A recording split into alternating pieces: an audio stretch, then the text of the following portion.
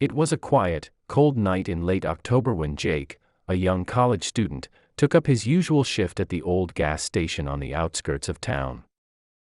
This particular gas station had a reputation for being eerie, especially during the late night hours. The flickering neon sign, the dimly lit surroundings, and the constant creaking of the old metal canopy added to the unsettling atmosphere.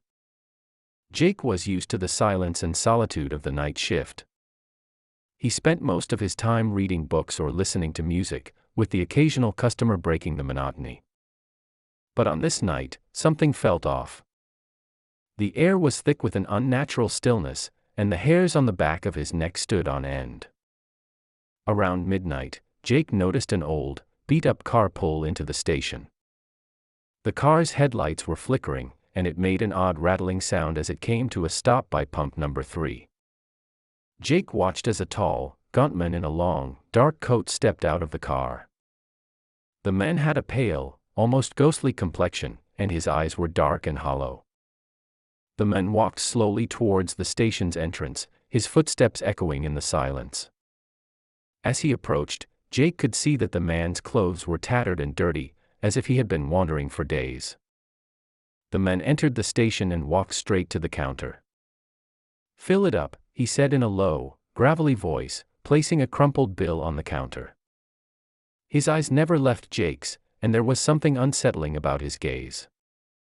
Jake nodded, took the money, and stepped outside to pump the gas. As he was filling the tank, he noticed that the car's interior was filled with strange, old-fashioned objects: a rusty lantern, a worn-out map, and a peculiar-looking box. The unease that had been gnawing at him intensified. After finishing, Jake returned to the station, but the man was gone. The money was still on the counter, untouched. Confused, Jake stepped back outside to see if the man had returned to his car, but the vehicle was gone too. It was as if the man had vanished into thin air. Shaken, Jake decided to check the security footage. As he rewound the tape, he felt a chill run down his spine. The footage showed the car pulling in, but there was no sign of the man. The car seemed to move and stop on its own, and the pump handle floated in the air as if held by an invisible hand. Jake couldn't believe his eyes. He replayed the footage several times, but it always showed the same thing: the car, the floating pump handle, and no man. He tried to rationalize what he saw, but deep down, he knew there was no logical explanation. From that night on, Jake never felt comfortable working the night shift alone.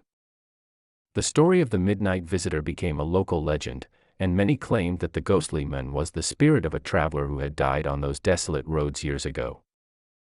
His restless spirit, it was said, still roamed the area, searching for help that never came.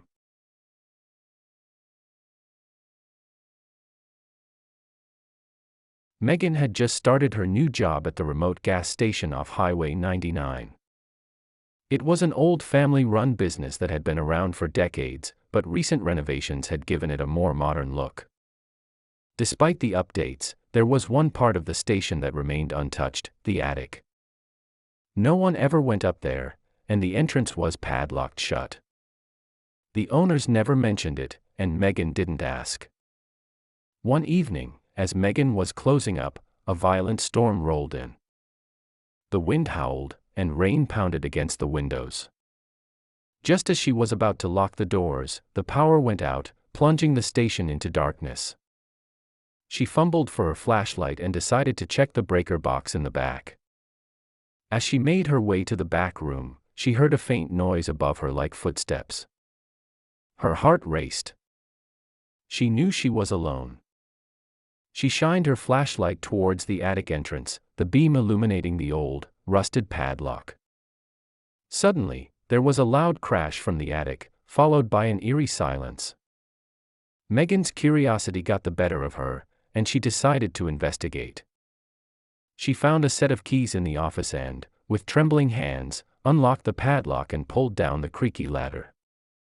The attic was cold and dusty, filled with old boxes and forgotten items. As she stepped inside, her flashlight revealed cobweb-covered furniture and stacks of old newspapers. She moved deeper into the attic, her breath visible in the frigid air. Then she saw a small, wooden door at the far end of the attic, partially hidden behind a pile of boxes. The door seemed out of place, its paint peeling and hinges rusted. Megan felt a sense of dread as she approached it. She reached out and slowly opened the door. Inside was a small room, empty except for a single rocking chair.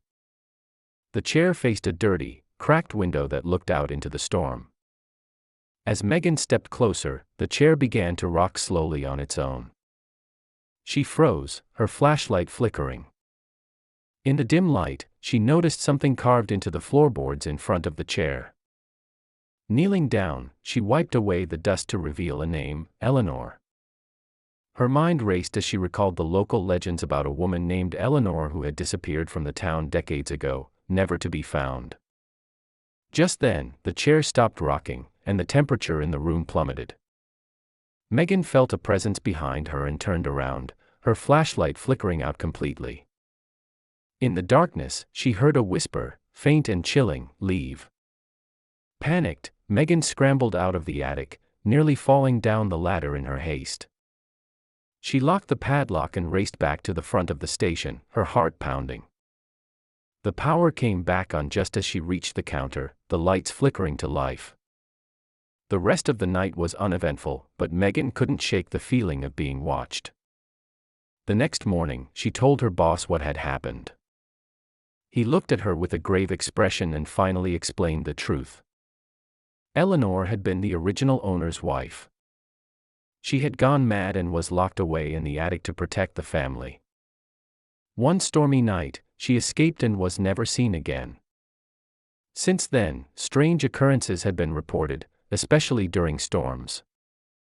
Megan quit her job the next day, unable to bear the thought of spending another night in the haunted gas station. The attic remained locked, and the legend of Eleanor continued to haunt anyone brave enough to work there.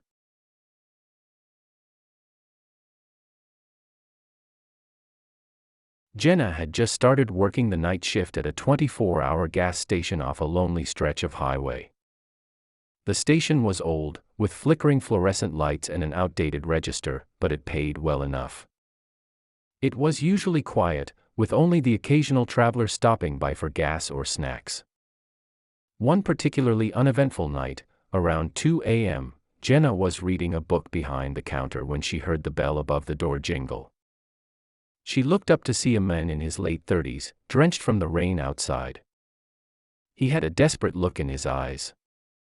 "Please, you have to help me," he said, his voice trembling. "There's something out there." Jenna put down her book and walked around the counter. "What do you mean? Are you okay?" The man shook his head, glancing nervously towards the windows. "I was driving, and something chased me. It was huge, and it wasn't human." Jenna felt a chill run down her spine. She had heard local legends about strange creatures in the area but had never taken them seriously. She led the man to a chair and offered him a cup of coffee. "Stay here.